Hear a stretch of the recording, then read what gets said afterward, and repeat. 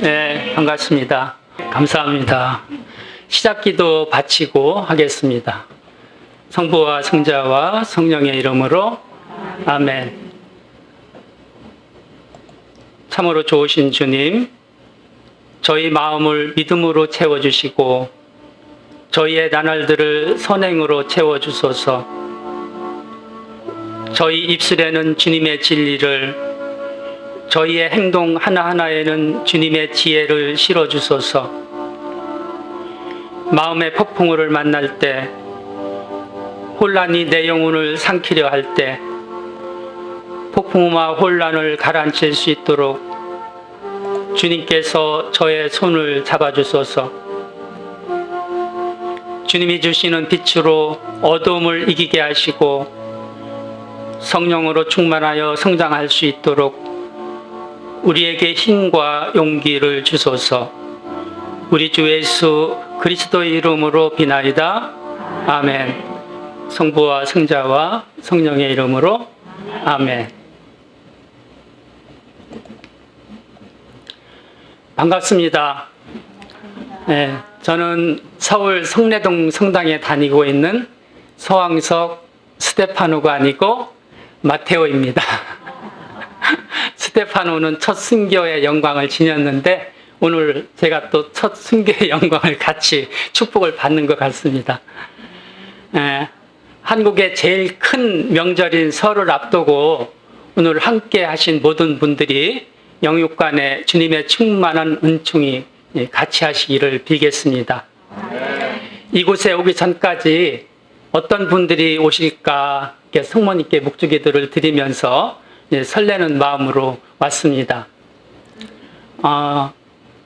지금 강의 들어가기 전에 저 뒤에 오늘 이렇게 녹화를 하러 이제 같이 오신 분은 자양 이동 성당의 요아킴 회장님이고 또 그 옆에 로사 자매님도 같이 왔습니다.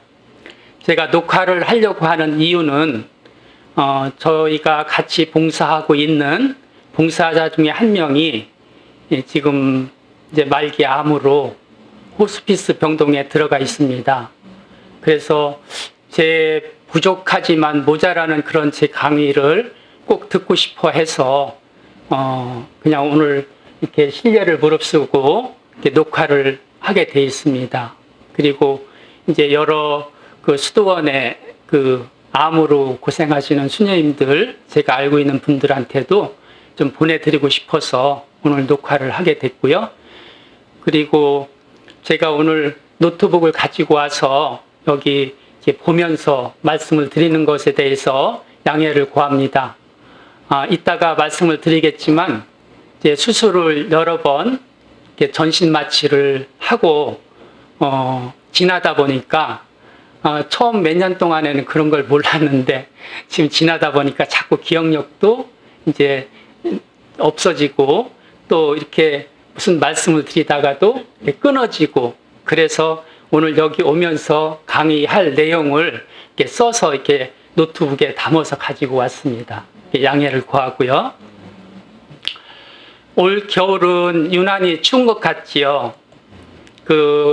이렇게 한겨울 이제 매서운 추위에는 봄날의 햇살이 기다려지듯이 이 건강한 삶으로 살고 있다가 갑자기 몸이 아파서 알아 눕는다든지 생각하지도 않았던 그런 암으로 판정이 되면 본인은 물론이고 온 가족들에게 좌절과 그 실망을 안겨주고 또 빨리 건강해질 수 있도록 기도를 하게 됩니다. 이렇게 우리가 살아가다 보면 많은 병으로 고통을 받고 살아갑니다. 아픈 몸을 치유하는 과정에서 마음의 고통을 받기도 하고 또 신앙생활을 하면서 영적으로 받는 그런 아픈 고통도 있습니다. 지금 병으로 치유 중에 있는 분도 있고 어렵고 힘들었던 과정을 잘 이겨내서 건강한 생활을 하고 있는 그런 분들도 계시리라고 믿습니다. 이 자리에 함께 계신 여러분들 중에도 아프거나 투병 중에 그런 계신 분이 계신가요? 혹시 어디가 지금 아프신 분 있으시면 한번 손 들어 보실래요? 한번 두 분, 세 분. 네. 저쪽 뒤쪽에는 어디가 부셔? 네.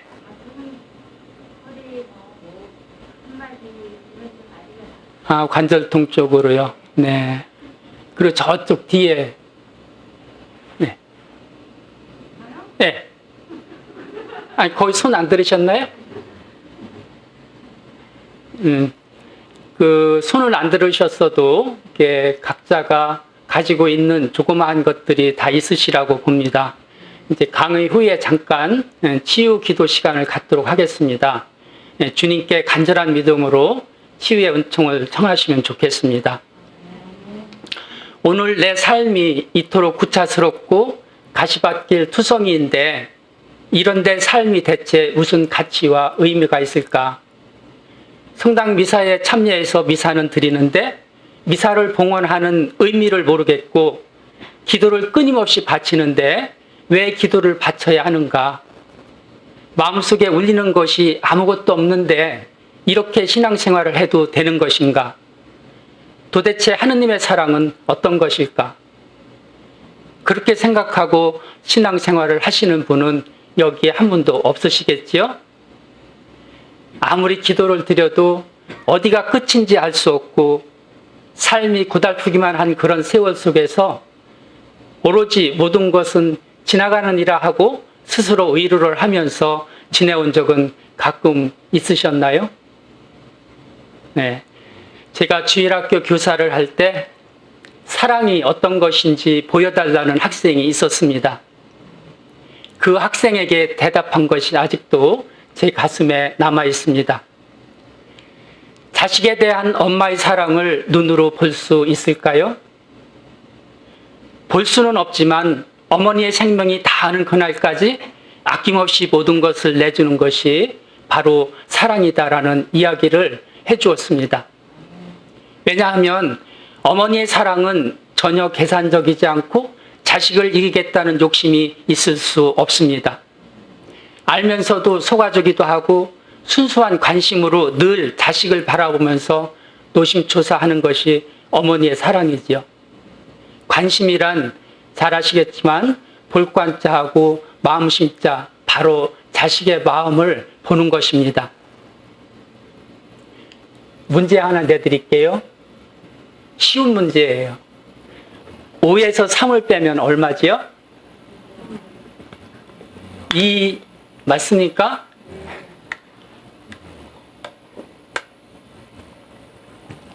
2 더하기 2는 얼마지요? 4. 예, 맞습니다. 제가 문제를 내드렸는데 왜 내드렸나 여기 설명을 드리겠습니다. 5는 뭐냐면 아무리 자식에 대한 큰 오해가 있다고 하더라도 자식의 입장에서 바꾸어서 몇 번? 3번 생각을 하면 이해할 수 있습니다. 2 더하기 2는 4라고 그랬죠? 이해를 하고 또 입장을 바꾸어서 이해를 또 한 번 더 하면 사랑할 수 있습니다. 그것이 바로 엄마의 사랑이라고 저는 생각을 했습니다. 요즘 이런 사랑이 사라지고 있기에 많은 가정의 행복이 깨지고 있는 것은 아닌지 모르겠습니다. 마음속에 사랑을 제1순위에 놓으려면 힘이 들 때도 많으리라고 생각을 합니다. 하느님의 뜻으로 사랑하기보다는 내가 가지고 있는 주님께서 주신 자유의지로 먼저 사랑하려고 하기 때문에 어렵지는 않을까요? 사랑은 내일이 있을 수 없고 바로 오늘, 지금 여기서부터 시작해야 한다고 생각을 합니다. 내일이면 이미 늦어질 수밖에 없습니다. 지금 바로 옆에 있는 분에게 먼저 사랑한다고 한 말씀 해주시겠습니까? 네.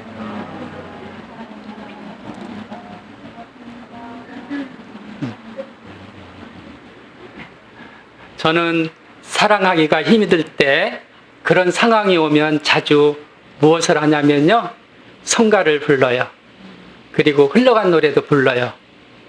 하느님께서 사람을 창조하실 때 누구나 노래를 부를 수 있도록 하셨기에 누구든지 자유롭게 하느님을 찬미하고 감사를 드릴 수 있기 때문입니다. 하지만 노래를 부르려고도 하지 않았던 때가 있었어요. 미사를 봉헌하는 의미도 모르겠고 기도를 끊임없이 바치는데 왜 바쳐야 하는지 마음속에 울리는 것이 없었습니다. 영적으로 눈이 멀어 앞을 보지 못했고 귀가 먹어서 잘 듣지 못했고 입이 떨어지지 않아서 아름다운 성가를 부를 수가 없었던 때가 있었습니다. 제가 30대 초반에 명동성당에서 하는 성령 세미나에 참석했을 때입니다. 7주가 지나가는데도 신령 기도는 물론이고 제 마음속에 울림이 하나도 없었습니다. 마지막 8주 파견 미사 시간에 기도 공동체 성가 바로 주여 이재인이 노래를 듣는 순간 눈물이 앞을 가리며 주체할 수가 없었습니다. 저희 조그만 자존심이 한순간에 모두 봄눈 녹듯이 모두 사라졌습니다. 주여 이재인이를 제가 한번 불러볼까요? 네.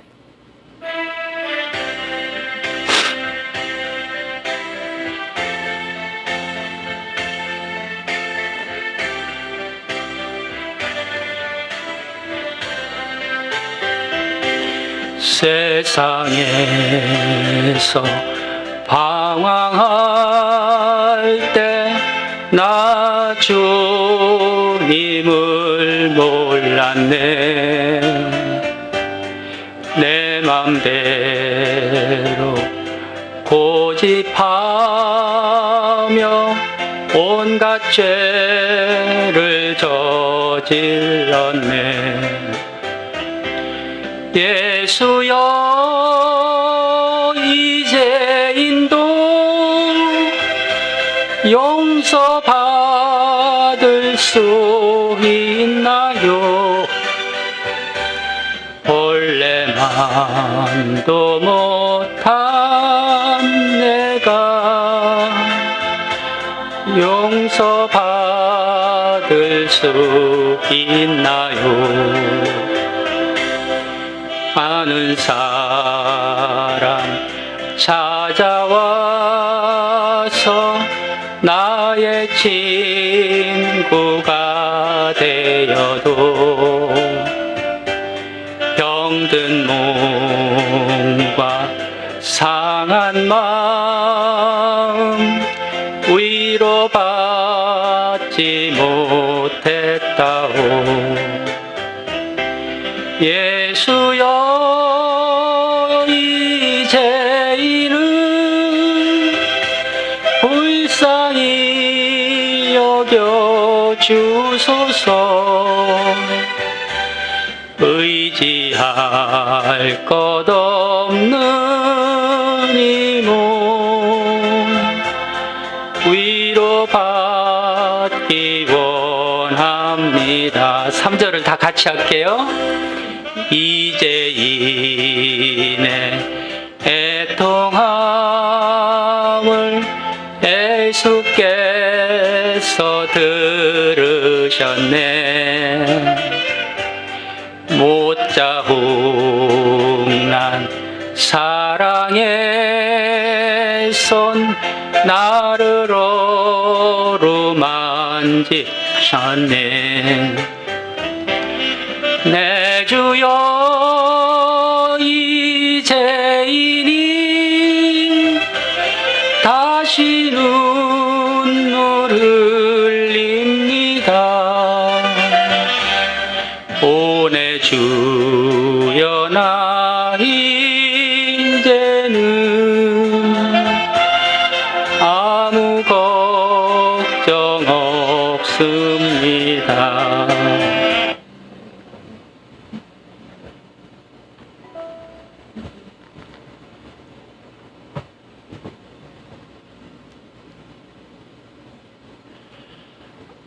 이 노래를 제가 제일 많이 즐겨하고 어디를 가서 이렇게 좀 힘들고 어려운 일이 생길 때마다 이 노래를 부르면 이렇게 힘이 생기고 새로 또 이렇게 생활하는데 마음을 다잡고 그렇게 해주는 성가고요. 오늘 말씀드릴 주제는 고통 속에서 제가 만난 하느님입니다. 저는 충남 해미성지 가보셨지요? 네. 해미성지에서 가까운 시골에서 태어났습니다. 오대조 할아버지 때부터 내려오는 구교 집안에서 8남매 장남으로 태어납니다. 오대조, 사대조 할아버지는 병인 박해 무렵에 그 해미성지 근처에서 붙잡혀서 무명 순교를 하셨다고 합니다. 그래서 저희 선산에는 지금 오대조, 사대조 할아버지 묘는 없습니다. 시골에서 인문계 고등학교를 졸업하였지만 집안이 넉넉하지 못해서 어느 대학도 갈 수 없는 형편이었지만 그래도 어디든 시험이라도 한번 보고 싶어서 서울에 올라와서 서울 교대를 지원했는데 낙방을 합니다. 다시 한번 도전하고 싶어서 재수를 하였는데 어떻게 됐어요? 또 떨어졌습니다. 공장에 들어가서 기술을 배울까 영등포 공장지대를 돌아보았습니다. 제 약한 몸으로 공장에 들어갈 만한 곳이 없었습니다. 밤에 잘 때는 시골에 계신 어머니가 보고 싶었습니다. 어려웠지만 옹기종기 모여서 살아온 동생들이 보고 싶었습니다. 그때 물어서 찾은 곳이 바로 절두산 성당입니다. 선종하신 오기선 요셉 신부님이 반갑게 맞아주셨습니다. 성당에 앉아 조용히 지난 제 삶의 여정을 돌아보았습니다. 2번씩이나 낙방한 자신이 너무 초라해 보였고 저를 받아줄 수 있는 곳이 하나도 없는 쓸모없는 인간으로 태어난 것 같았습니다. 순간 아무도 모르게 죽어버리면 좋겠다는 생각이 스쳐 지나갔습니다. 나 하나 없어지면 그만이지 하고 천천히 성당문을 빠져나옵니다. 제2한강교 다리 밑으로 내려갔습니다. 그래, 강물 속에 빠져 죽으면 아무도 모르겠지. 삶에 대한 아무런 아쉬움도 없이 강 한가운데로 향했습니다. 한겨울이라 꽁꽁 얼어붙었지만 한강 한가운데는 얼음이 얼지 않았겠지. 그래, 그냥 빠지면 죽자. 그렇게 한 발 한 발 걸어 들어가면서 아무런 미련도 아무런 여한도 없었습니다. 얼마쯤 걸어서 한강의 중간쯤 갔을 때입니다. 얼음 위로 하얀 종이 상자가 뾰족히 튀어나와 있는 것을 무심코 발로 툭 찼습니다. 박스가 찢어지면서 무엇인가 박스 안에서 떼구르르 굴러 나왔습니다. 무엇일까요? 총알이었습니다. 섬뜩한 마음이 들었습니다. 저는 그때 이제 군에 입대도 안 했고 그래서 어떤 총알인지도 몰랐습니다. 탄알 몇 개를 주워들고 주위를 살펴보니까 그 바로 양화진 성당 절두산 그 성지 바로 옆에 헌병들이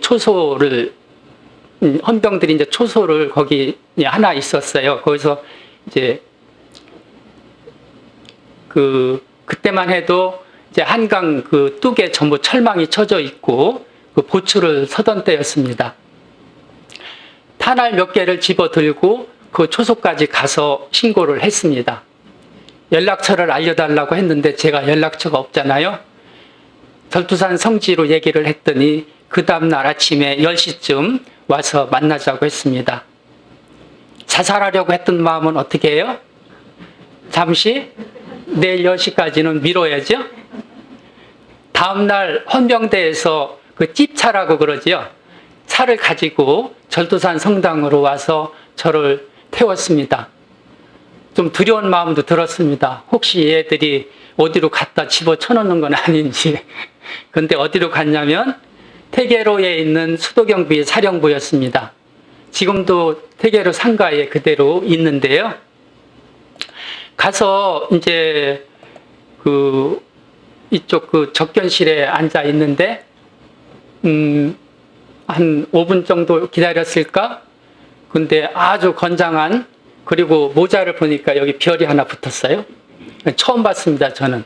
그러니까 별이 하나 붙어 있는 바로 수도경비 사령관이 나왔습니다. 저하고 악수를 하면서 하는 얘기가 뭐냐면 신고 정신이 투철해서 고맙다고. 저는 이제 됐구나, 어디 이제 잡아가진 않는구나. 네. 그러더니 또 옆에 기자도 또 와서 기다리고 있어요. 어떤 신문인지 지금 기억이 없습니다. 같이 사진을 찍고 이렇게 그 신고해준 그 감사의 뜻으로 이렇게 신문에도 내고 그러겠다고. 그러면서 나오는데 하얀 봉투 하나를 주었어요. 집어넣고 이제 내려오는데 그때 마침 태계로 이가에 시골에서 같이 중학교를 나오고 이제 시골 그 형편이 저보다도 더 어려운 그 친구 하나가 올라와서 그 청계천 이가 화공약품 쪽에 취직을 해가지고 그 짐 자전거에 그 화공약품을 실어서 이렇게 배달해 주면서 돈을 버는 친구가 하나 있었습니다. 그 친구를 이제 전화를 해봤어요. 그 있는지. 그랬더니 마침 자리에 있어서 제가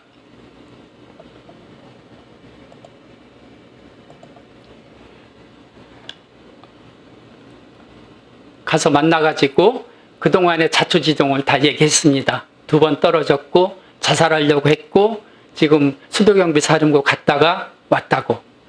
또 봉투를 달래요. 받았다 그랬더니 열어보니까 얼마 들었을까요? 그때 돈으로 5,000원이 들어있었습니다. 5,000원이면은 그때 대학교 원서 때였습니다. 원서 하나 사서 전형 시험 보는 그 가격이 5,000원이었습니다. 아무 소리도 안 하더니 이 녀석이 저하고 같이 버스를 타고 어디로 갔냐면 안암동으로 갔습니다. 입학원서를 샀고 저는 그냥 시험을 보고 어떻게 됐어요? 합격을 했습니다. 합격했기에 이제 여한이 없는 거죠. 2번 떨어진 것도 이제 다 그렇고 아쉬움도 없었습니다. 그러고 자살하려는 마음도 일단은 이제 미뤘습니다. 그러고 이제 친구한테 잠깐 시골에 다녀오겠다고 하고 그러고서 내려갔습니다. 어머니한테만 합격 소식을 말씀드리고 등록을 하는 거는 뭐 못하는 건 뻔하니까 이제 잊어버리고 앞으로 계획을 세우는 중이었는데 바로 다음 날 대학 입학 등록 마감일이었어요. 오늘 저녁에 아버지가 오시더니 저를 부르셨어요. 왜 부르셨을까요? 그때 저희 8남매가 시골에서 그 입학금을 마련한다는 거는 꿈에도 꿀 수가 없는 그런 큰 돈이었어요. 12만 8천 원 제가 잊어버리지도 않습니다. 소 한 마리 값이 10만 원이 안 됐었어요. 네. 아버지가 그 12만 8천 원을 저한테 주시면서 올라가서 너 스스로 숙식을 해결하고 2학기 등록금도 벌어서 다닐 수 있으면 입학해서 등록을 하라. 그렇지 못하면 공장에 들어가서 기술을 배워라. 아버지가 저에게 주신 그게 마지막 돈입니다. 어떻게 했을까요? 대학에 등록을 했습니다. 입학하고 정착한 곳이 바로 합정동 절두산 성당 근처입니다. 주일 미사 첨례를 하고 성당문을 나오는데 거기 원장 수녀님께서 저를 부르셨습니다. 그때는 대학 배지를 여기에 다 가슴에 달고 다녔을 때인데 이제 금방 눈에 띄지요. 제가 대학생이라는 것이. 왜 불렀을까요? 주일학교 봉사를 해주면 좋겠다고. 그런데 제가 당장 먹고 살 것도 없고 어디 귀가할 수도 없고 어떻게 해요? 못한다고 그랬죠. 왜 못하냐고 이야기를 다 했습니다. 그랬더니 원장 수녀님 혼자는 안 되시겠으니까 저를 주임신부님께 같이 가서 주임신부님께 그런 이야기를 다 드렸습니다. 주임신부님하고 수녀님하고 그 합정동에 있는 마리아니스트 또 수도원이 있습니다. 거기까지 세 분들이 다 합세를 해서 저 가정교사 자리를 구해주셨고 방을 구해서 자취를 하면서 학생들을 하나하나 가르치기 시작했습니다. 모이는 돈으로 사글세를 내고 시장에 나가서 장을 보고 학비를 모으면서 그렇게 조금씩 형편이 나아졌습니다. 제일 중요한 것은 신앙을 잃어버리지 않게 저를 잡아주신 겁니다. 특히 오기선 신부님의 잔잔한 미소와 하며 그 강론 말씀이 제가 일주일을 살아가는데 제일 큰 영적 양식이었습니다.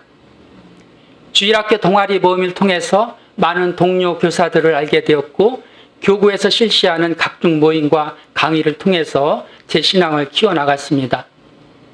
집에 오면 꺼진 연탄불을 살리고 솥에 쌀을 씻어 올립니다. 그리고 그 사이에 중학생들 과외를 합니다. 빨리 끝내고 밥을 먹어야지 그렇게 생각하고 있는데 끝나기도 전에 또 누가 오냐면 고등학교 학생들이 문 밖에서 기다리고 있습니다. 학생들을 하나라도 더 끌어모아야 되는 입장에서는 어떻게 해요?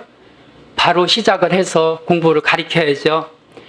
고등학교 1학년 학생이 끝나면 또 누가 와요? 고3 학생들이 와요. 고3 학생들은 굉장히 힘들어요. 수학 1, 2 정석을 풀다 보면 어느새 밤 12시가 넘어가요. 다 풀고 그 아이들이 가면 온몸이 쑤시도 피곤이 겹쳐서 저는 방바닥에 잠시 눕습니다. 잠시 눕는 것이 어떻게 돼요? 그냥 골아 떨어지지요. 일어나고 싶어도 일어날 힘이 없어요. 예. 그렇게 새벽까지 그냥 잠을 잡니다. 저도 모르게. 그 새벽에 일어나서 배가 고파서 그 부엌에 가서 밥솥을 열으면 밥이 어떻게 됐어요? 다 타서 숯검둥이가 됐습니다. 연탄불을 갈지 못하는 사이에 방은 어떻게 돼요? 얼음장이 되었습니다.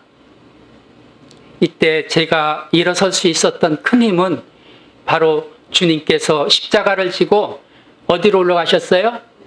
갈바리아 산으로 오르시면서 3번이나 넘어져 십자가에 짓눌리신 채 신음하시는 모습을 묵상할 때마다 일어서야지 그렇게 저한테 힘을 주셨습니다. 그때 용혜원 시인의 그래 살자 살아보자 하는 그 시가 있는데 한번 읽어보겠습니다. 절박한 고통도 세월이 지나가면 다 잊히고 말 테니 퍼석퍼석하고 처연한 삶일지라도 혹독하게 견디고 이겨내면 추억이 되어버릴 테니 눈물이 있기에 살만한 세상이 아닌가, 웃음이 있기에 견딜만한 세상이 아닌가, 사람이 사는데 어찌 순탄하기만 바라겠는가, 살아가는 모습이 다르다 해도 먹고 자고 걷고 살아 숨쉬는 삶에 흠 하나 없이 사는 삶이 어디에 있는가. 서로 머리를 맞대고 열심히 살다 보면 눈물이 웃음되고 절망이 추억되어 그리워질 날이 올 테니 좌절의 눈물을 닦고 견디면서 그래 살자 살아보자.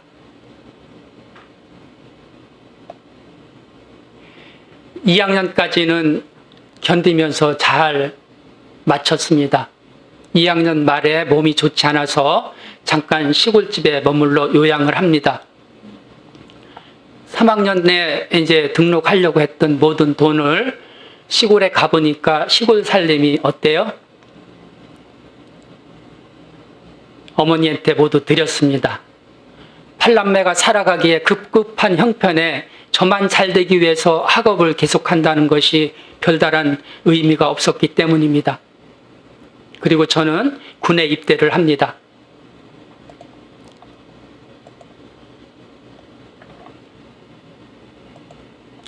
입대를 하고 영어 단어를 외우고 육법전서 법조항을 외우기 시작하였지만 그것은 돌로 바위를 치는 무모한 행동이고 결정이었습니다.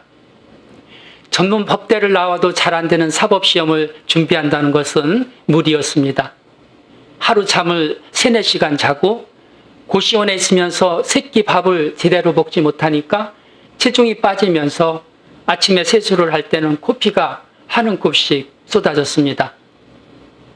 3번을 시도하였지만 아슬아슬하게 근소한 점수 차이로 3번 모두 떨어집니다. 회사에 취직을 합니다. 열심히 근무를 하는데 대학 졸업장이 없으니까 진급이 잘 될까요? 안 될까요? 저보다 1년 늦게 들어온 후배가 대리 진급을 합니다. 회사를 옮기고 싶어 여러 곳에 응시를 하였지만 학력에서 자꾸 떨어집니다. 어디 한번 두고 보자 하고 들어간 곳이 바로 통신대 행정학과와 이어서 현근관대학교 무역대학원입니다. 제가 대학과 대학원을 나온 곳에 대해서 자랑 삼아 말씀을 드리는 것이 전혀 아닙니다. 2번이나 낙방한 서울교대 대신 고려대학교 배지를 달게 해주셨을까요? 바로 주님의 예비하심이었습니다.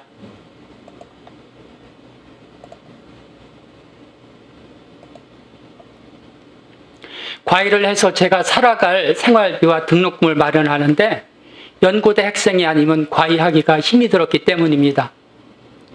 저희에 있는 그대로를 솔직하게 말씀드리고 그리고 이 세파를 해치고 나가기 위한 어떤 최종 수단이라고 저는 생각을 하였습니다. 이 강의를 쓰면서 저에게 왜 여러 번의 낙방을 맞게 해주셨는지 묵상을 해보았습니다. 제2한강교 밑에서 자살하려고 했던 소중한 체험은 주님께서 주신 몸이 얼마나 귀하고 소중한 존재인가를 제가 다시 한번 느낄 수 있었습니다. 계속해서 배우고 싶었기에 대학원까지 진학을 한 것이 전화위복이 되어서 지금의 무역회사 운영을 할 수 있는 필요한 교육을 받을 수 있게 그렇게 하나님께서 이끌어 주셨습니다. 겸손이 무엇인지 몸에 뵐 정도로 저를 훈련시키셨고 도움의 은총이 얼마나 큰 것인지 뼈저리게 저를 이끌어 주셨습니다. 제가 결혼하고 3년쯤 지났을 때 아버지가 폐암 말기로 1년여 투병 끝에 하는 품으로 가십니다. 싸늘한 아버지의 죽음을 앰뷸런스에서 받아안고 평생을 살아오신 시골 고향집에 모셨을 때 저희 8남매를 위해서 헌신하셨던 아버지를 얼마나 원망했었는지 모릅니다. 무엇이 그리 급하셔서 빨리 하느님께 가셨는지 얼마나 목이 메이게 울었는지 모릅니다.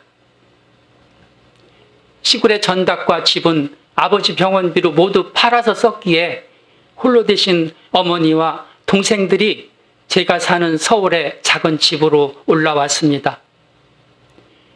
어머니와 함께 올라온 동생들의 학비까지 부담해야 하는 저의 경제적인 부담이 얼마나 힘들고 어려웠는지 모릅니다. 그렇게 열심히 살아가고자 할 때 뜻하지 않은 또 다른 교통사고가 저에게 옵니다. 교문상을 갔다 오다가 일행 8분 중에 5분이 바로 그 자리에서 돌아가셨습니다. 한 사람은 바로 다리를 절단했고 원장 수녀님은 너무 많이 다쳐서 2주를 살기 힘들다는 그런 사고였습니다. 저는 한쪽 다리를 잘라야 될 것 같다고 하셨고 수술을 해도 제대로 걸을 수 있을지 오른쪽 팔은 숟가락으로 밥을 먹을 수만 있으면 성공하는 수술이라고 머리를 많이 다쳐서 정신 이상이 될 수 있을지 모르겠다고 살아오면서 일뿐이 몰랐던 제가 갑자기 사고로 인해서 아무 일도 할 수 없게 된 것이 무언가 소중한 것을 잃어버린 것 같이 저 자신이 무기력해졌습니다. 될 수 있으면 가지고 있는 것을 주고만 살아왔던 저의 삶이 이제는 아무것도 할 수 없게 된 것이 제 마음 깊은 곳에 또 다른 병을 가져다 주었습니다.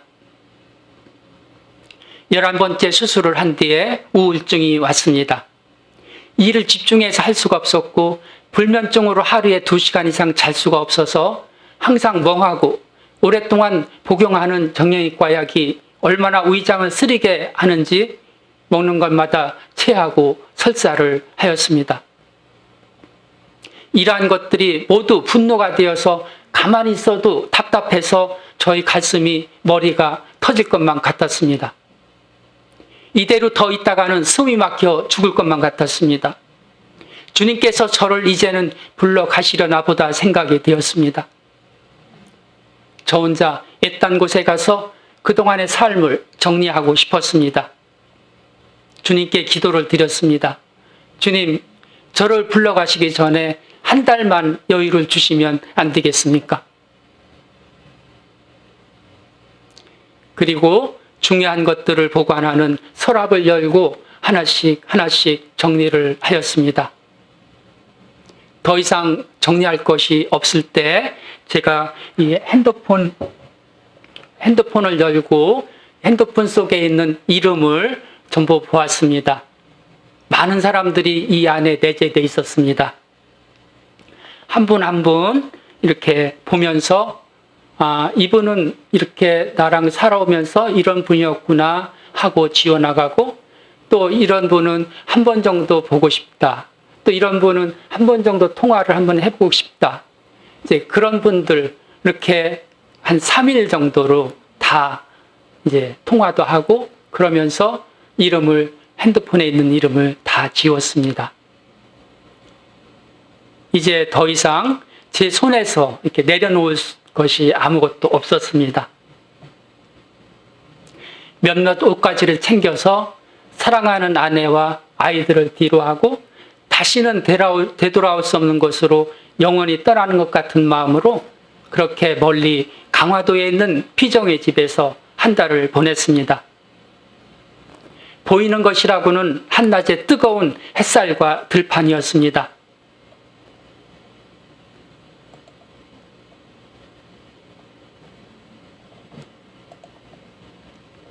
멀리 보이는 바다와 갈매기를 멍하니 쳐다보는 하루의 일과가 반복되었지만 며칠이 지나면서 조금씩 마음에 안정이 왔습니다. 성체가 모셔져 있는 성당에도 이제 발길이 머물렀습니다. 하루하루 시간이 흐르면서 주님께서 저의 상처받은 영혼을 위로해 주시기를 청했습니다. 어떠한 고난과 어려움이 온다고 할지라도 주님을 띄워놓을 수 없는 은총을 청하면서 저희 아이들과 어렵게 살아온 삶을 생각하였습니다. 비록 제대로 걷지 못하고 한쪽 눈이 안 보이는 불구가 된다 하더라도 당신 없이는 하루도 못 산다고 했던 아내의 말이 새삼스럽게 떠올랐습니다. 이제 한참 크는 아이들을 놓아두고 애비 없는 애들이라는 소리를 들려주고 싶지 않았습니다. 이대로 죽으면 안 될 것 같았습니다. 다시 살고 싶다고 주님께 말씀을 드렸습니다. 성체 앞에 머물면서 먼저 조용하게 61번 성가를 불렀습니다. 주 예수 그리스도와 바꿀 수는 없네. 어떠한 고난과 어려움이 온다고 하더라도 주님을 띄워놓을 수 없는 은총을 청했습니다. 제 안에 있는 고정관념과 갈등과 육체의 아픔과 그리고 참기 어려운 고통, 힘들고 어려운 모든 것들을 모두 치유시켜 주시기를 기도드렸습니다. 그러던 어느 날 두려운 마음이 들고 온몸에 소름이 끼쳐왔습니다. 두렵고 소름이 끼쳐오는 것까지도 주님께 모두 봉헌을 드렸습니다. 힘들고 어려운 모든 것들을 모두 치유시켜 주시기를 청하면서 감실 안에 예수님을 쳐다보았습니다. 그날따라 계속해서 눈물이 나왔습니다. 제 육체의 겉모습을 보면서도 그동안 보지 못했던 제 안에 절룩거리는 영혼을 볼 수 있었습니다. 많은 것들이 제 영혼을 힘들게 하고 있었습니다. 이때 주님께서 주신 말씀이 이사야서 43장 1절에서 4절의 말씀입니다. 내가 너를 구원하였으니 두려워하지 마라. 내가 너를 지명하여 불렀으니 너는 나의 것이다. 네가 물 한가운데를 지난다 해도 나 너와 함께 있고 강을 지난다 해도 너를 덮치지 않게 하리라. 네가 불 한가운데를 걷는다 해도 너는 타지 않고 불꽃이 너를 태우지 못하리라. 네가 나의 눈에 값지고 소중하며 내가 너를 사랑하기 때문이다. 하느님의 넘치는 사랑으로 저희 연약한 영혼과 마음과 육체의 고통을 모두 그 강화도에서 저를 치유시켜 주셨습니다. 강화도에 한 달 정도 있으면서 그렇게 저를 치유시켜 주셨고 다시 살려주셨고 저희 가족 품으로 다시 돌아왔습니다. 그러면서 사고가 나고 6년 동안 병원 생활을 합니다. 이제 시간이 되는 대로 저희 치유를 받은 은총을 말씀을 드리겠습니다. 고백의 기도를 하면서 가슴을 몇 번 치십니까?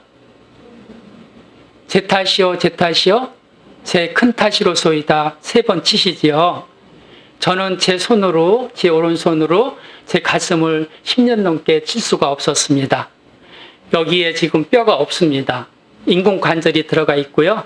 이쪽은 이렇게 올라갑니다. 올라가는데 여기는 이렇게 받쳐주면 이 정도 올라갑니다. 아까 말씀드렸죠. 그냥 숟가락으로 밥을 먹을 수 있을 정도면 성공하는 수술이라고. 네.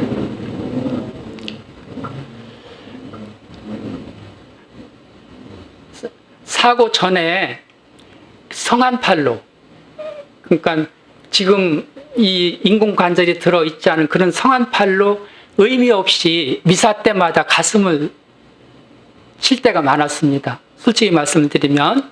근데 지금은 제가 얼마나 더 주님을 생각하며 가슴을 치는지 모릅니다.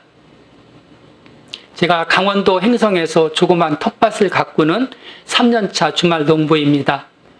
첫 해에 밭에 있는 풀을 이 손으로 조금 뽑아봤습니다. 삽으로 이랑도 만들어보고 모종을 심고 물도 주었습니다. 금방 오른 팔뚝이 붓고 통증이 와서 찜질을 해야만 했습니다. 그런데 2년 차인 작년에 낫을 들고 어린 풀을 조금씩 쳐낼 수 있었습니다. 빨갛게 익은 고추도 따고 고구마도 캤습니다. 아궁이에 장작불도 지피고 구들방에 불도 지폈어요. 팔에 통증이 조금씩 오기는 해도 참을 만한 고통이었습니다. 3년째 낫질을 하는데요. 통증이 별로 없어요. 그리고 여기 뭐가 붙었어요? 근육이 많이 붙었어요. 뼈만 앙상하게 붙어있던 어깨에 근육도 생기면서 이 왼팔 하나만 가지고 일을 할 때보다 두 팔로 하게 되니까 얼마나 편한지 모릅니다. 둘이 같이 협조를 해서 일을 할 때는 몰랐어요. 사고 나기 전에는. 서로가 얼마나 도움을 주는지. 한쪽이 불편하니까 그때서야 저가 얼마나 한 손이 소중한지 알 수 있게 되었습니다. 나쁜 영이 저에게 내적인 혼란을 던져 넣는다는 그런 내용을 들은 뒤로 그런 텃밭에서 제가 작업을 할 때마다 치유를 청하는 기도와 함께 구마경을 통해서 지금과 같이 좋아진 것 같습니다. 또한 왼쪽 무릎이 사고가 나면서 이제 전후방과 측면의 인대가 모두 끊어졌어요. 그리고 무릎의 연골도 없어졌어요. 그래서 인대를 인공으로 연결하고 연골을 재생해서 다시 넣는 수술을 해서 이 이쪽 왼쪽 무릎만 3번이나 수술을 합니다. 그 결과로 무릎이 굽혀졌을까요? 안 굽혀졌을까요? 예, 시간이 없어서 제가 길게 말씀을 못 드리겠는데, 첫 번째, 두 번째는 재활 운동 가서요. 제가 딴전피게 하고 제가 다리를 꺾어요. 그 악 소리가 나면서 한 번 꺾으면 두 번째는 이제 쉽거든요. 근데 세 번째 갔을 때는 그게 너무 아프니까요. 제가 계속 그 재활 의사만 쳐다보고 있어요.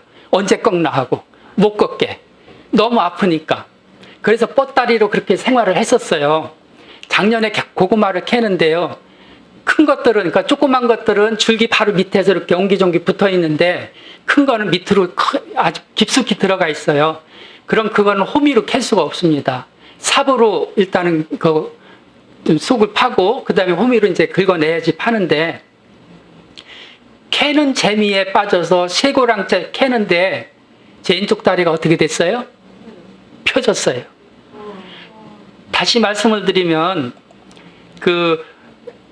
굽혀지지 않던 다리가 고구마를 캐면서 정신없이 그게 재활운동이 된 겁니다.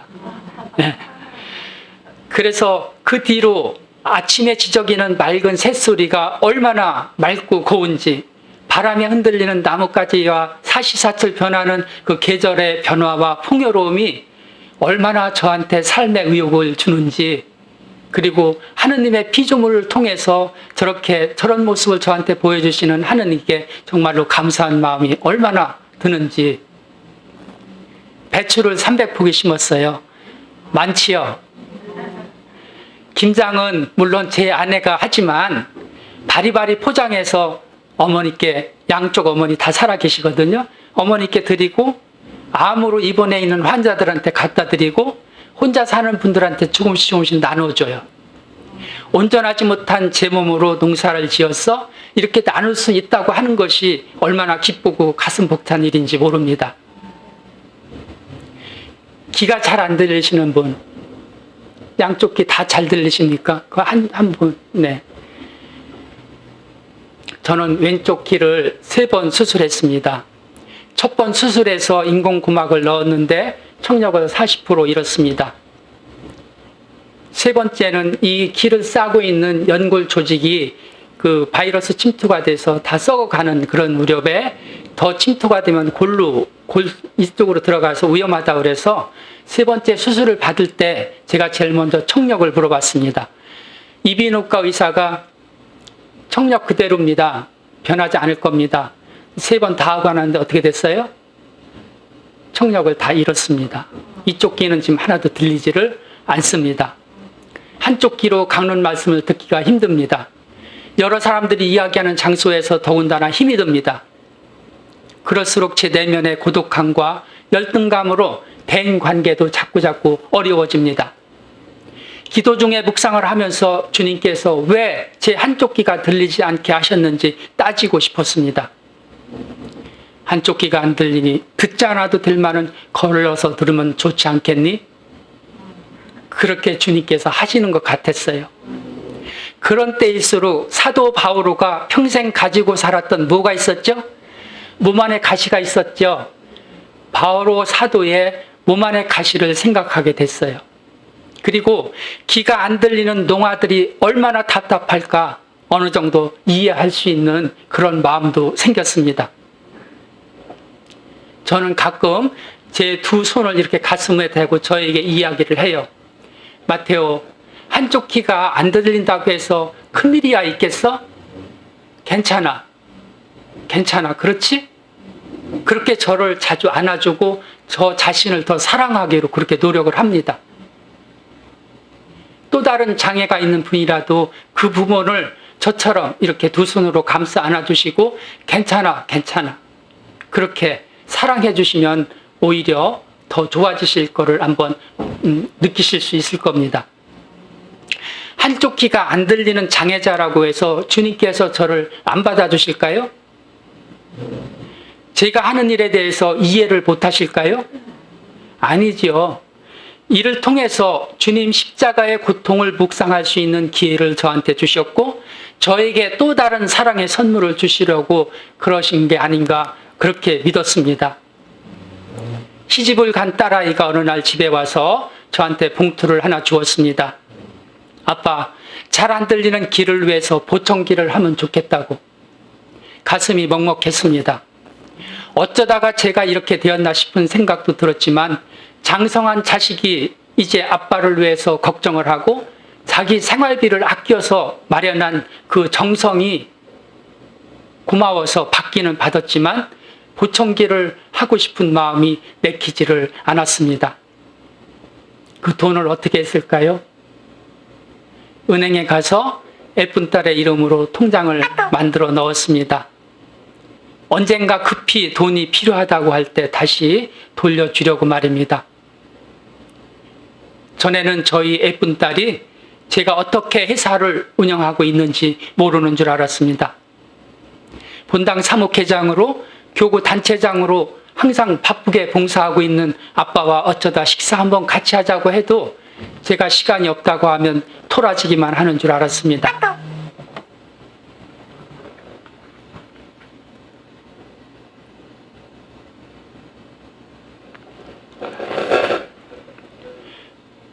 또한 내적인 치유를 위해서 항구하게 꾸준히 기도를 드리시면 좋겠습니다. 저는 7번째 수술을 받으려고 그 다음날 이제 내일이면 수술 7번째를 받으려고 하는 날인데 그 전날 밤에 회사에 도둑이 들었습니다. 이제 수입하려고 두었던 돈하고 모든 수표들이 다 분실 없어졌고 또 그 사무실은 완전히 다 난장판이 됐습니다. 밤새 잠을 잘 수가 없었습니다. 송곳으로 뾰족한 것으로 제 가슴을 이렇게 파는 것 같이. 그 다음날 입원을 하기 위해서 병원에 갔습니다. 입원하기 전에 이제 간단한 그 검사를 받는데 그 검사에서 뭐가 나왔냐면 당뇨 수치가 480이 나왔습니다. 보통 당뇨는 혈압하고 똑같습니다. 90에서 110이 정상입니다.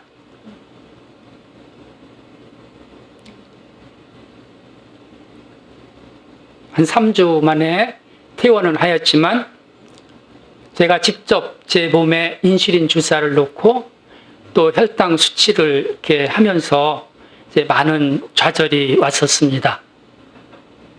2년 전에는 그 췌장 바로 위에 부신이라고 하는 그 장기가 있는데 거기에 1.8cm 크기의 혹이 발견되었습니다.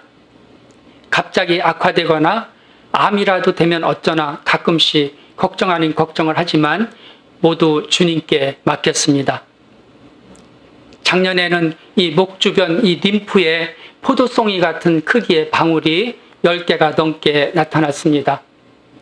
피곤하거나 감기 기운이 있으면 크기가 훨씬 더 커집니다. 이렇게 지금도 만지면 이렇게 포도송이처럼 만져집니다. 제가 이 방울을 만지면서 견딜 만큼만 너네들 커. 너희들이 커서 여기 숨이 막히고 그럼 내가 죽으면 너희들도 어떻게 돼? 같이 죽으니까 그냥 내가 견딜 만큼만 커라. 그렇게 명령을 합니다. 이를 통해서 저와 같이 아프고 힘든 이들과 정말로 병고로 투병하는 이들을 위해서 기도하라는 주님의 말씀으로 받아들이고 그런 모든 이들을 위해서 기도를 합니다. 지금도 기도를 하면서 빼놓지 않고 드리는 지향이 있습니다. 말씀의 은사와 치유의 은사를 주시라고 그렇게 기도를 드립니다. 제 입을 통해서 주님의 말씀으로 말할 수 있게 하여 주시고 제 손과 마음에 주님의 치유의 은총을 주셔서 주님의 손과 마음으로 치유시켜 주시기를 청합니다.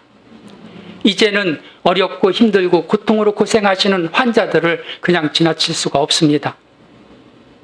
15번의 수술을 받은 뒤에 주님께서 저에게 주신 선물이 있습니다. 제가 전신 마취를 하고 15번의 수술을 어디를 받았느냐고 지금 겉으로 보는 거는 한 번도 수술을 받은 것 같지 않으시죠? 제가 15번의 수술을 받고 도대체 이렇게 그 수술하기 위해서 이렇게 절개를 하지요. 절개하고 수술한 다음에 다시 꼬매지요. 그 절개한 부위를 한번 재봤어요, 자로. 얼마나 될까요? 자랑이 아닙니다. 제 키보다 넘습니다. 2m가 넘어요. 이 수술하려고 잘랐던 그 자리가. 그래서 그 15번의 수술을 하고 주님께서 저에게 주신 선물이 하나 있어요. 뭐가 있냐면요. 지체 부자요 4급 장애자입니다. 제가 장애자처럼 보이시나요? 제가 장애자라는 말씀을 아무 거리낌 없이 말씀드릴 수 있는 것은 사고를 통해서 잃은 것도 많이 있지만 그보다 더 많은 것을 주님이 주셨기 때문입니다. 제가 좋아하던 테니스도 칠 수 없게 되었고요. 주말이면 즐기던 사이클도 탈 수 없게 되었습니다. 제가 합정동에 있을 때 이쪽으로 부평으로 해서 인천, 서울에 또 강화도까지 많이 다녔었습니다. 오른손은 손가락으로 밥을 먹을 정도면 아까 성공한 수술이라고 했었죠? 근데 손에 힘을 기르기 위해서 계속 제가 붓글씨를 쓰다 보니까 어느 날 제가 초대 작가가 되어서 성내동 성당의 서예반에서 많은 회원들과 함께 할 수 있는 그런 은총도 주셨습니다. 한쪽 눈이 실명될 것이라는 주치의의 말을 들으시면 어떠실 것 같습니까? 혹시 눈이 지금 안 좋으신 분이 계시는가요? 있으셔요? 네. 한참 수술이 이제 반복되고 있을 때 어느 날 주치의가 와서 왼쪽 눈이 실명될 수 있을 것 같다고 하셨습니다. 주님께 기도를 드렸습니다. 실명이 되기 전에 주님 무엇을 하면 좋을까요?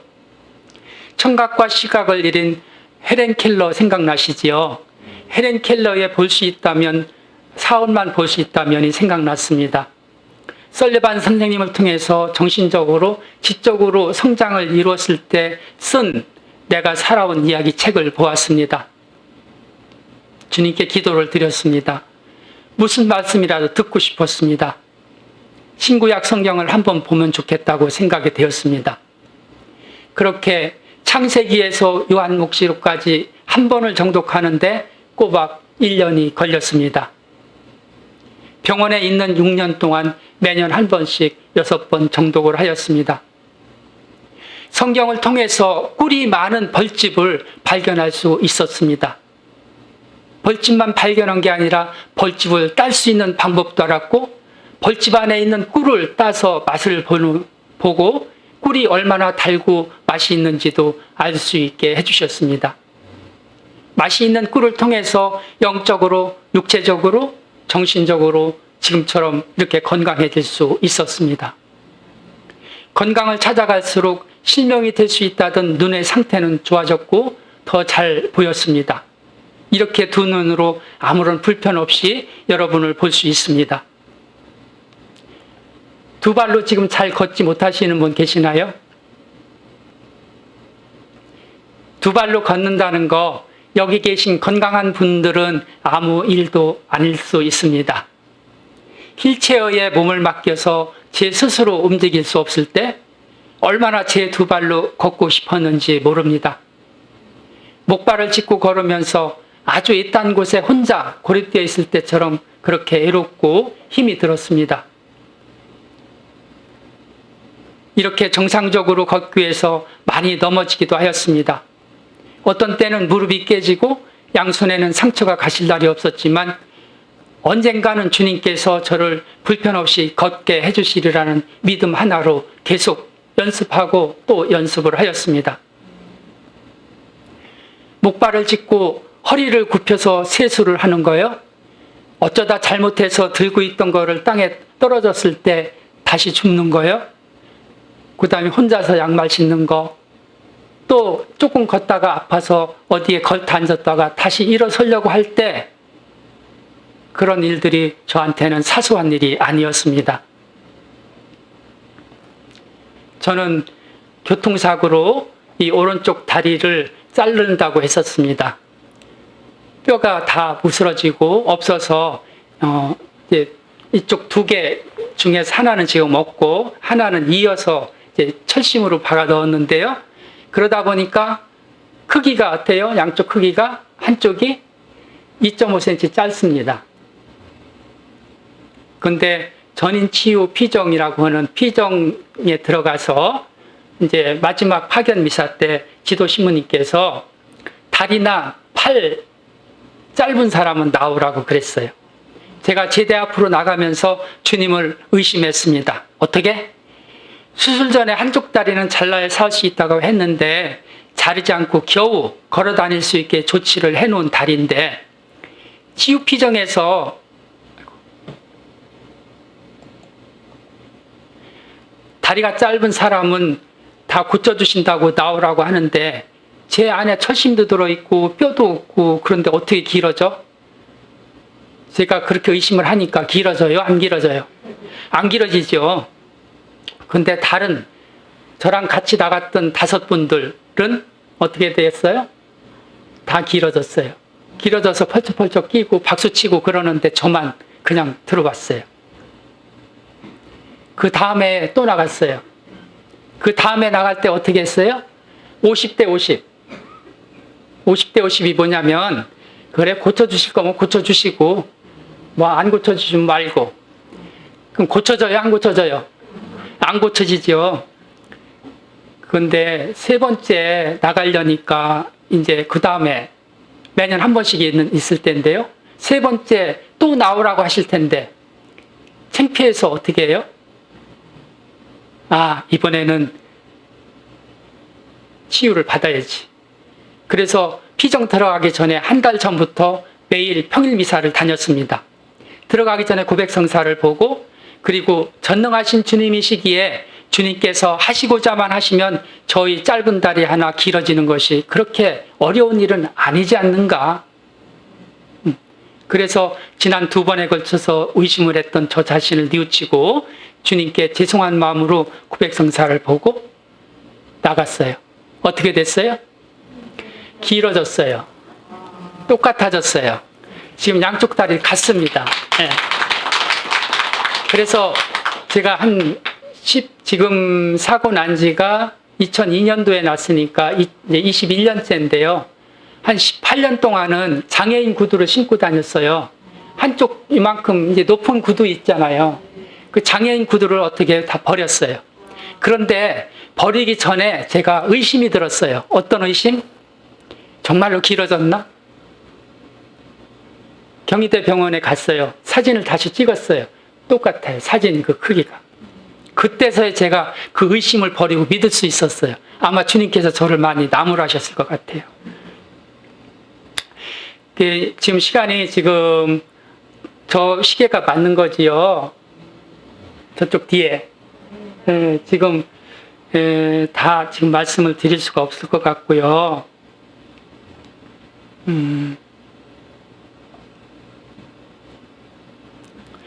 주님께서 각자 여러분한테 하나의 질그릇을 주셨는데 받아서 지금 질그릇을 사용하다가 순간 잘못으로 깨어졌다면 어떻게 하시겠어요? 다시 한 조각 한 조각 붙이셔야죠. 여러분들의 손으로 다시 붙일 수 있는 방법은 진흙을 개어서 다시 붙일 수밖에 없겠습니다. 하지만 깨어진 흔적은 그대로 있어서 지워지지 않지요. 다시 말씀을 드려서 인간적인 마음으로 치유를 하려 하면 임시 처방은 될 수 있을지 모릅니다. 그래서 완전한 통해와 해계가 없는 고백성사는 고백성사를 볼 때뿐 마음속 저변에 있는 상처는 치유될 수가 없습니다. 깨어짐의 의미를 깨닫고 주님께 의탁을 하면 주님께서 붙여주십니다. 주님께서 붙여주시는 재료는 진흙이 아니라 바로 금으로 붙여주십니다. 깨어지지 않았을 때보다 더 굳고 찬란한 빛이 나는 그런 질그릇으로 변해서 그 그릇 속에 있는 물이 금빛으로 찬란하게 빛날 수 있습니다.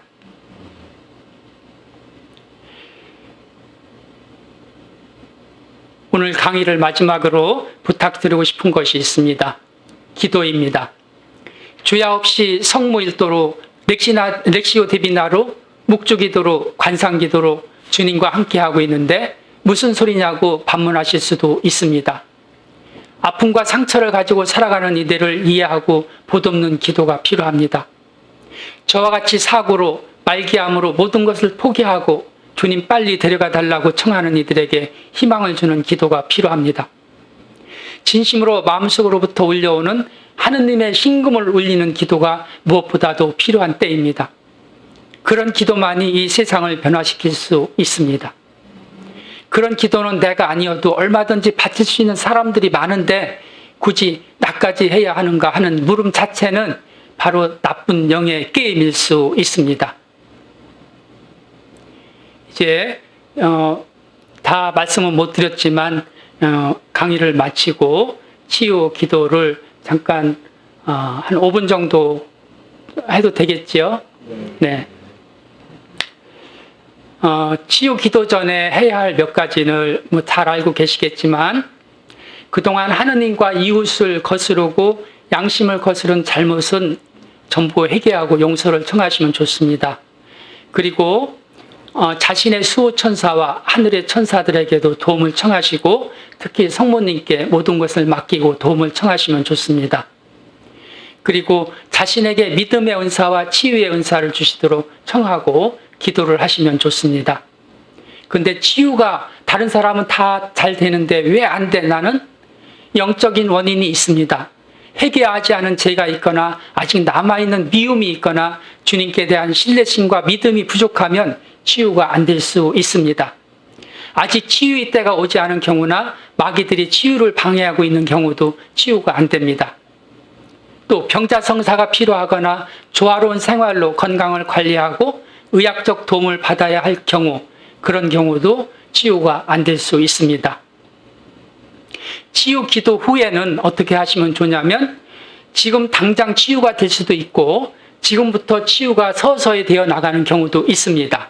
그러면 서서히 치유가 되어 나가는 그 과정에서 치유가 완전하게 이루어질 때까지 계속 주님께 기도를 드리시면 좋습니다. 그리고 지금 완전히 다 치유가 됐다고 하더라도 치유된 그 병이 다시 또 걸리지 않도록 주님께 보호해 주시라고 보호 요청 기도를 하시면 좋습니다. 그리고 내가 지금 걸리진 않았어요. 병에 걸리진 않았는데 염려되는 병이 있어요. 그리고 염려되는 병을 걸리지 않도록 예방을 하는 그런 기도를 주님께 보호 요청을 하시면 좋습니다. 그리고 마지막으로 감사 기도를 꼭 바치시면 좋습니다. 나병 환자 10명이 치유받았을 때 몇 명이 하나님께 오셨어요? 1명이 왔어요. 9명 그냥 갔습니다. 주님께로부터 제일 치유받고 싶은 것이 무엇인지 잠깐 생각을 하시고요. 저는 치유를 주관하시는 분은 주님 한 분이십니다. 저는 오로지 주님의 도구로 여기서 주님의 제 손을 대신해서 주님의 손으로 주님의 말씀을 제 말로 그렇게 해서 여러분들한테 치유 기도를 드리는 것으로 하겠습니다. 스스로 기도를 하시는데 처음에 잘 아시겠지만은 주모경을 하시고 좋고 자유기도와 심령기도를 드리시면서 진정으로 주님께서 치유해 주시리라는 그런 믿음을 가지고 각자 기도하시면 좋겠습니다. 저는 전체적으로 여러분들을 위해서 기도를 드리겠습니다.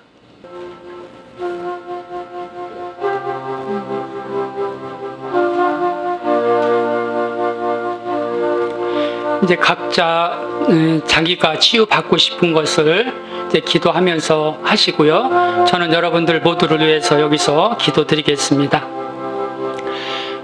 사랑이신 주님, 저희를 지키시고 회복시켜 주시는 은총에 저희 모든 것을 의탁하나이다. 자애로우신 아버지, 당신 치유의 손으로 지금 저를 만져주소서. 제가 그동안 살아오면서 실수로 생긴 모든 상처들을 치유시켜 주소서. 제 마음의 상처와 병든 몸과 절룩거리는 영혼과 온전하지 않은 정신을 당신 아드님 우리 주 예수 그리스도의 지극히 보배로운 성혈로 감싸 안아주시고 깨끗이 치유시켜 주소서. 죄 안에 있는 나쁜 습관과 고정관념과 집착에서 벗어나게 하여 주소서.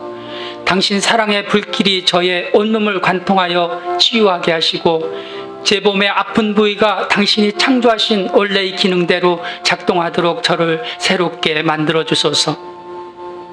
예수님의 고귀한 성령의 힘으로 제 몸의 모든 염증을 없애주시고 감염되어 썩어가는 부위를 깨끗이 씻어 주소서. 제 내면의 의식과 무의식, 보이지 않는 제 감정과 제 마음의 가장 깊은 곳까지 주님의 자애로운 손으로 만져주소서.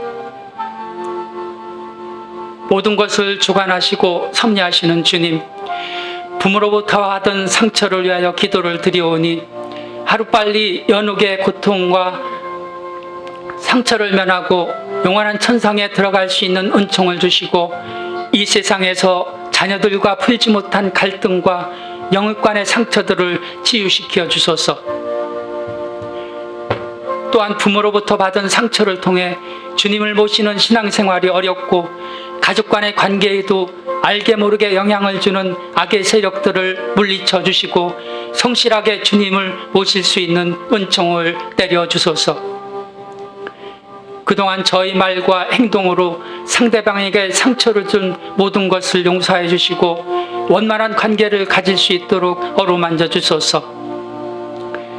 다른 사람들에게 화를 내고 모른 체하고 무시하고 비난하고 미워하고 말을 너무 많이 하고 요구를 많이 함으로써 받은 상처들을 치유시켜 주소서. 저보다 먼저 세상을 떠난 가족, 친지, 이웃과 주고받은 상처들을 깨끗하게 치유시켜 주시고 제가 잘못한 것들에 대해서 용서를 청하옵니다. 또한 지금까지 가족과 이웃과 살아오면서 알게 모르게 서로 주고받은 상처들을 치유시켜 주소서.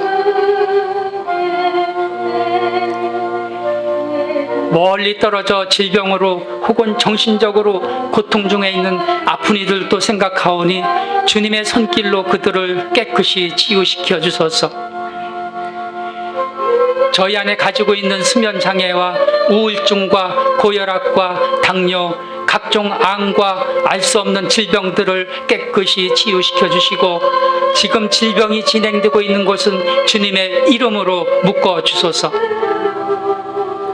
눈과 코와 귀와 입안의 혀와 이빨, 목과 오장육부의 장기를 튼튼하게 치유시켜 주시고 그 안에 있는 나쁜 것들을 치유시켜 주소서.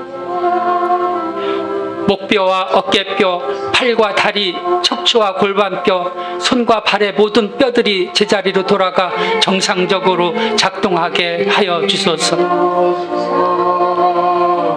모든 것을 아시는 주님께서 말씀드리지 못한 상처와 질병과 아픔도 어루만져 주시고 주님의 성혈로 감싸 치유시켜 주소서.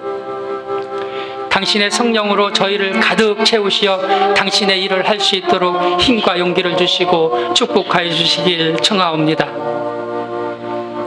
또한 오늘 이 치유 시간을 통해서 저희에게 내려주신 은총의 찬미와 감사를 드리고 항상 저희 안에 머무르실 수 있기를 청하며 기도드립니다. 이 모든 말씀 우리 주 예수 그리스도를 통하여 기도드리고 성모님께 간구를 청하나이다. 아멘.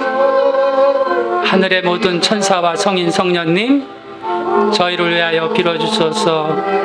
한국의 모든 성인 성녀님, 저희를 위하여 빌어주소서.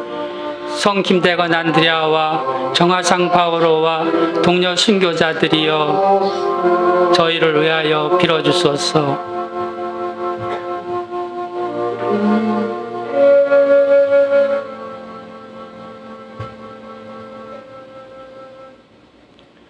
그럼 회장님 앞으로 나오시고요.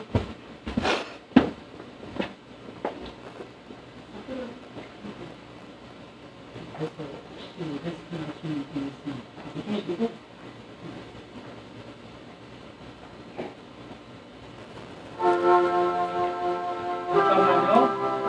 기도 받기 전에 저를 향해서 성령께서 함께 하시고 치유의 은총이 함께 해주시기를 기도하는 시간을 잠깐 갖겠습니다.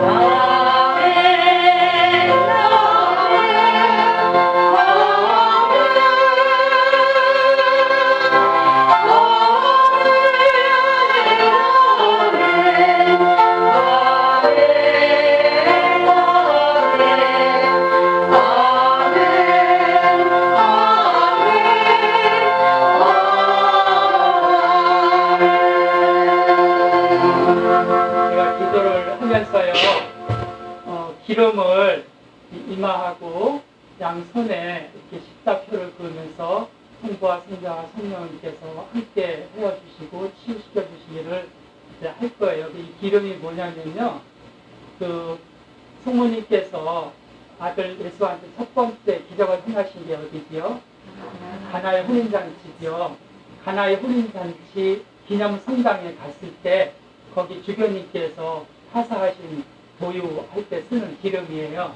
그러시면서 그 주교님께서 아프고 힘든 사람들이 있을 때 이 기름을 발라주면 효용이 있을 거라고 그렇게 말씀을 하셔서 제가 고이 간직하고 다니고 있습니다. 믿으시면 되니까.